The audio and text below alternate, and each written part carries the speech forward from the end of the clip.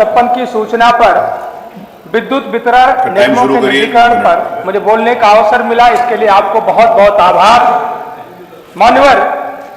UPPCL के द्वारा दिनांक 26/11/2024 को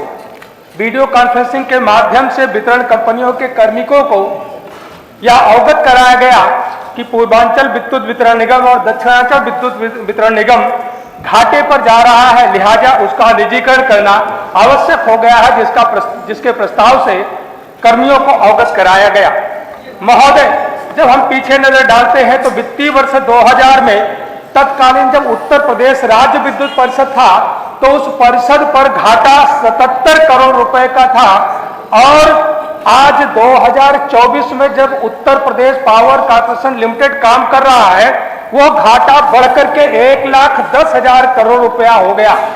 मान्यवर, हम सब लोग जानते हैं कि यूपीपीसीएल में जो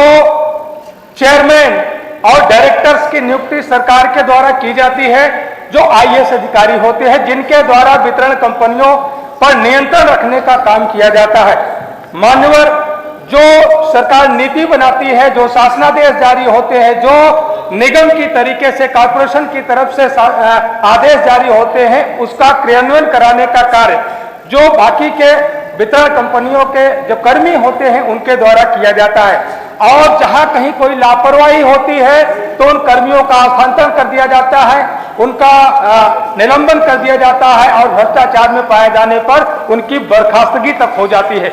मान्यवर, लेकिन यह कार्रवाई छोटे कर्मियों पर तो होती है, लेकिन निगम के बड़े कर्मियों या बड़े अधिकारियों और ईपीपीसीएल के प्रबंध तंत्र को नहीं होती है। ऐसा लगता है कि जो बड़ी मछली हमेशा छोटी मछली को खाने का काम करती है, तो वही शैली आज सरकार में यहाँ पर कॉर्पोरेशन में भी दिखाई पड़ती है। महोदय, यूपीपीसीएल सदैव इस बात का ध्यान रखता है कि जिन कंपनियों के द्वारा विद्युत क्रय किया जा रहा है या उत्पादन किया जा रहा है, या जिन कंपनियों के द्वारा बिजली बेचने का काम किया जा रहा है, उनके हितों को तो सदैव ध्यान में रखा जाता है, लेकिन यूपीपीसीएल लगातार घाटे में जा रहा है, कभी उस पर ध्यान देने का काम नहीं किया गया, न कोई कार्य योजना उस पर बनाएगी। मान्यवर, यूपीपीसीएल एक और काम करता है। बैंक जब किसी बचत योजना में किसी भी लाभार्थी को 3% से ज्यादा ब्याज नहीं देती है, लेकिन Uttar Pradesh power corporation limited विद्युत क्रय के विरुद्ध लंबित भुगतानों पर 12% की दर से ब्याज चुकता करने का काम करता है। मान्यवर, जो आज घाटा हुआ है उत्तर प्रदेश का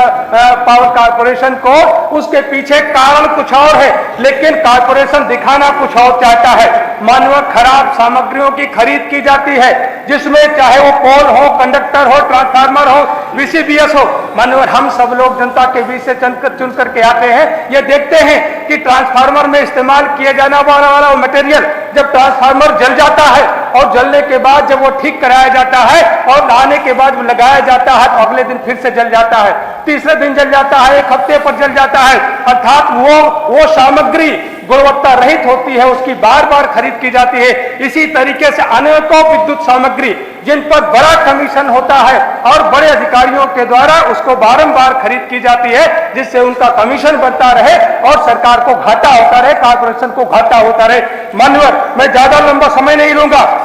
मैं आपके माध्यम से मैं कहना चाहता हूं कि जहां पर निजीकरण किया गया, चाहे मुंबई हो, उड़ीसा हो, वहां पर देख ले कि निजीकरण करने से आम उपभोक्ताओं की जेब काटी गई है, वहां पर विद्युत दरों में काफी इजाफा हुआ है। चाहे उड़ीसा को देख ले, मुंबई को देख ले, मुंबई में 1 यूनिट से लेकर के 100 यूनिट तक जो बिजली खर्च करता है उसको 5.5 रुपए प्रति यूनिट की दर से चुकाना पड़ता है, जबकि हम लोग 3.5 की दर से चुकाने का काम करते हैं। वहीं पर जो 300 से 500 तक की यूनिट की बिजली खर्च करता है, उसको हम लोग उत्तर प्रदेश में 5.5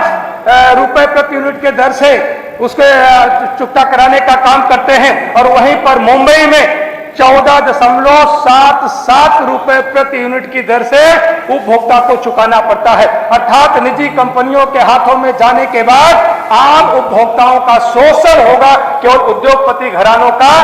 फायदा होगा। मान्यवर वहीं पर हम सब लोग नजर डालें कि हमारा जो विभाग चलाने का काम करता है, माननीय मंत्री जी भी आईएएस की सेवा देकर के हमारे बीच में है और कॉर्पोरेशन के बड़े बड़े विभाग के बड़े बड़े अधिकारी भी आईएएस हैं। ये इतने सक्षम है, योग्य हैं, इसके बावजूद हम निजी कंपनियों पर भरोसा क्यों कर रहे हैं? क्या इनकी काबिलियत पर हमें भरोसा नहीं है? इनकी दक्षता पर हमें भरोसा नहीं है? और इनके अंडर में जो वितरण कंपनियों के अंडर में काम करने वाले जो कर्मचारी हैं, जो अभियंता हैं, ये भी प्रशिक्षित होते हैं, ये भी योग्य होते हैं, इनके द्वारा हम काम करवाते हैं। इसके बावजूद भी निगम लगातार घाटे में जा रहा है। मान्यवर उन निजी कंपनियों के पास कौन सा ऐसा अलादीन का चिराग है जिसके जरिए निजी कंपनियों के पास आके ही निगम फायदे में चला जाएगा? मान्यवर अंतिम बात में कहते हुए अपनी बात को मैं खत्म करूंगा कि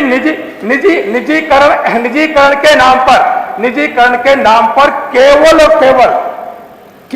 केवल उद्योगपतियों का फायदा पहुंचाने का इरादा है। दूसरा जो 1,10,000 करोड़ का घाटा हुआ है, इसके पीछे कारण कौन है, इसके लिए जिम्मेदार कौन है, उस पर से पर्दा ना उठ जाए, उस पर सीबीआई जांच करके कहीं कोई पर्दा ना उठा दे, इसलिए यह प्रस्ताव आ रहा है कि इसको निजीकरण करके इस पर पर्दा डालने का काम किया जाए। अगर यह निजीकरण हुआ, मानव हम सब लोगों ने बारंबार देखा कि छोटे कर्मचारियों पर कार्रवाई हुई लेकिन बड़े अधिकारियों पर कार्रवाई नहीं हुई। इसलिए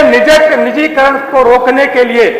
हम सब लोग यहां पर अच्छी तरीके से जानते हैं कि आम उपभोक्ताओं के लिए काम कर रहे हैं, आम नागरिकों के लिए काम कर रहे हैं, उनकी जेब पर डाका डालने के लिए नहीं काम कर रहे हैं। उनको निर्बाध विद्युत आपूर्ति हो सके, कम कीमत पर हो सके, इस बात की प्रतिबद्धता हमारी है। तो मानव अंतिम बात में कहते हुए कि निजीकरण होने से जहां एक तरफ आम आदमी की जेब पर डाका डाला जाएगा, 3 गुना से अधिक विद्युत की दरें बढ़ जाएंगी, वहीं पर 70,000 से ज्यादा कर्मचारियों की नौकरी पर भी खतरा होगा और उद्योगपति घरानों का फायदा जरूर होगा। लेकिन जो सरकार ने कहा कि आने वाले वक्त में संभावित जो है कि किसानों को निःशुल्क मुफ्त में बिजली मुहैया कराने का काम करेंगे, जब निजीकरण हो जाएगा तो उस योजना का क्या होगा, उन किसानों का क्या होगा, उनको मुफ्त में बिजली कैसे मिलेगी? आपका बहुत